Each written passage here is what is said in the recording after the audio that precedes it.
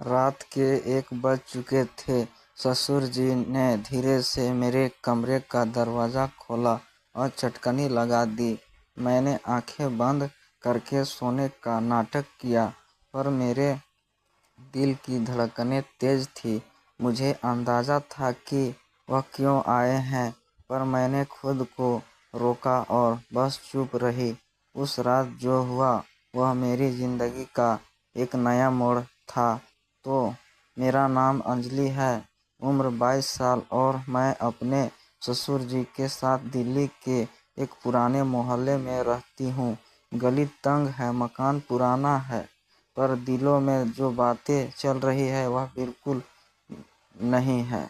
2 साल पहले मेरी सासू माँ को कैंसर ने हमें छीन लिया और मेरे पति, वह तो 1 साल पहले कार एक्सीडेंट में मुझे अकेला छोड़ गए।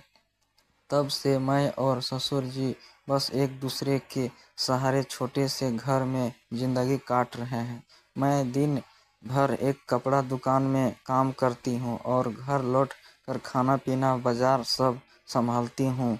ससुर जी पहले बर्थडे रंगबार इंसान थे। एक मोहल्ले में उनकी बात का वजन था। वह हर शाम चौपाल पर दोस्तों के साथ हंसी हाँक पुराने किस्से और उनकी आवाज़ से गली गूंजती थी। पर सासू माँ के जाने के बाद वह जैसे खामोश हो गए। दिन भर अपने कमरे में या फिर टीवी के सामने रानी क्राइम शो देखते। उनकी आंखों में एक अजीब सा दर्द था जो मुझे रातों को सोने ना देता। मैं सोचती, क्या मैं उनके इस दर्द को हल्का कर सकती हूँ? क्या उनकी ज़िंदगी में फिर से कोई रोशनी ला सकती हूँ? एक रात की बात है, रात के करीब 3 बजे मैं पानी पीने उठी।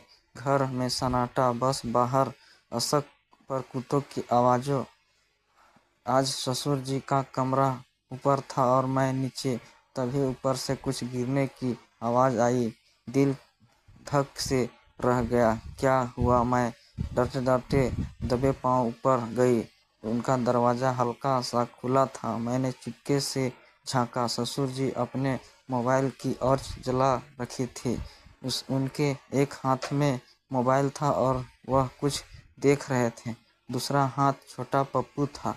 शायद तभी उनके हाथ से पास में रखी गिलास नीचे ज़मीन पर गिर गई, लेकिन उनको पता नहीं चला। ससुर जी वीडियो देखकर पप्पू के सर की मालिश कर रहे थे, इसलिए मैं वहीं रुकी रही और बिना कोई आवाज़ किए उन्हें देखती रही। कुछ देर बाद जब पप्पू की अच्छे से मालिश हो गई, मोबाइल साइड में रख दिया और वैसे ही लेट गए। मैं धीरे से वहाँ से हटी और नीचे अपने कमरे में आ गई। नीचे आकर मैंने देखा और महसूस किया। उस पर यकीन नहीं हो रहा था कि ससुर जी ऐसा कर सकते हैं, लेकिन फिर सोचने लगी कि यह तो स्वाभाविक है, इसमें कुछ ज़्यादा सोचने जैसी नहीं है। दिल में जैसे कोई तार बिछा गया। सर उर्जी अकेलापन से लड़ रहे थे, पर अपने दर्द को छुपा रहे थे। मैं सोचने लगी, क्या मैं उनके लिए कुछ कर सकती हूँ? क्या मैं उन्हें वह एहसास दे सकती हूँ जो अब उनके दिल में कहीं खो गया है? अगली सुबह मैंने फैसला किया कि कुछ तो करना पड़ेगा। मैंने उनके लिए एक पसंद भुजिया और रोटी बनाया और साथ में अदरक वाली चाय। जब मैंने उनके सामने रखा था तो वो चौंक गए। अंजलि, इतनी सुबह सुबह यह सब? मैंने हंसकर कहा। ससुर जी, आपकी वो पुरानी वाली हंसी लाने के लिए तो यह छोटा सा रोटी कुछ भी नहीं। वह हल्का सा मुस्कुराए और मेरे दिल को जैसे सुकून मिल गया। उस दिन के बाद मैंने उनके साथ वक्त बिताना शुरू किया। कभी उनके पुराने दोस्तों को घर बुलाया, कभी शाम को उनके साथ गली में टहलने निकली। एक दिन जब मैं रात को खाना बना रही थी, उन्होंने अचानक कहा, अंजलि, तू मेरे लिए बेटी जैसी है, पर तेरा दिल क्या कहता है? तू भी तो अकेले है ना? मैं रुक गई। उनकी बात मेरे दिल को छू गई। मैंने हल्के से कहा, ससुर जी, अकेलापन तो हम दोनों का है। शायद हम एक दूसरे के लिए वह कमी पूरी कर सकते हैं। एक शाम मैं कपड़ा दुकान से लौटी तो ससुर जी आंगन में कुर्सी डालकर बैठे थे। मैं उनके पास गई और बोली, ससुर जी, आप तो ओ याद है आप कहा करते थे कि जिंदगी एक नदी है जो बहती रहती है। वह मुझे देखकर बोले, हाँ, पर अब तो मेरी नदी सूख गई है। मैंने उनका हाथ पकड़ा और कहा, तो चलिए हम इस नदी में फिर से पानी भरते हैं। हम दोनों एक दूसरे के लिए वह बारिश बन सकते हैं। उस रात जब घर की बत्तियां बुझ गई, मैंने देखा ससुर जी मेरे कमरे के पास खड़े थे। उनकी आंखों में एक हिचक थी, पर एक अनकही बात भी। मैंने पूछा, ससुर जी सब ठीक है? वो चुप रहे, धीरे से बोले, अंजलि, तू आज तो कहा।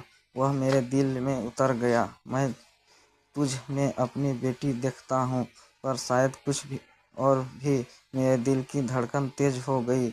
मैंने हल्के से कहा, ससुर जी, हम दोनों ने बहुत कुछ खोया है, पर शायद वह हम एक दूसरे में वह सुकून ढूंढ सकते हैं जो हमें चाहिए। लोग क्या कहेंगे यह सोचकर तो जिंदगी रुक सकती है, रुकती नहीं। उन्होंने मेरा हाथ थामा और उनकी हथेली ले ली। मैं एक गर्माहट थी जो मेरे दिल तक गई। वह बोले, अंजलि, तू यह रास्ता आसान नहीं। मैं मुस्कुराकर कहा, ससुर जी, जो आसान होता है उस समय ये मज़ा कहाँ। बस आप मेरे साथ रह, फिर देखिए कैसे ज़िंदगी फिर से हंसने लगी। उस रात हमने प्यार किया, एक दूसरे से हाँ साथ बैठकर पुरानी बातें की, सासू माँ के किस्से, मेरे पति की शरारतें और वह पुराने दिल जब घर में हंसी गूंजती थी। पर उस रात कुछ बदल गया। ससुर जी की आंखों में वह खालीपन कमी हो गया और मेरा दिल वो भी जैसे हल्का हो गया। अगले दिन जब मैं दुकान से लौटी तो ससुर जी ने मेरे लिए मेरी पसंद पूरी बनाई थी।